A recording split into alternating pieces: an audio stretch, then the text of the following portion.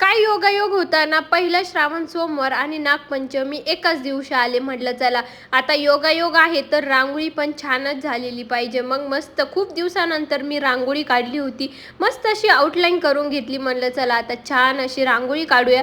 रांगोळी काढून झाली त्यानंतर मस्त पप्पांनी पूजा मांडलेली होती. त्या पूजेचं थोडेफार शूट घेतले, देवपूजा केली आणि म्हटलं चला आता मस्त आपण रेडी होऊया. आंघोळ केली. आंघोळीनंतर मम्मीनी मला एक काम दिलेलं होतं. दुर्वाचा असा छान फोटोला हार करायचा होता आणि तोच आता 7 म्हणजे जेवढे सोमवार आहे 4 सोमवार तो तसाच राहणार. त्याच्यामुळे तो मी मस्त असा हार बनवला.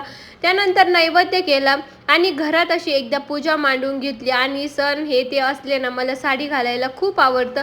तसं पण नॉर्मली घालते, पण आज म्हणलं चला सण आहे मस्त आपण साडी घालूया. साडी घालून रेडी झाले आणि समोरच मंदिर आहे. म्हणलं चला आता त्या महादेवाच्या मंदिराची मस्त पूजा करूया. मोठा ब्लॉग बघितला नसेल तर नक्की जाऊन बघा. खरंच आश्चर्यच आहे ते. तुम्हाला ब्लॉगमध्ये काय आश्चर्य आहे हे समजेल. चलो बाय.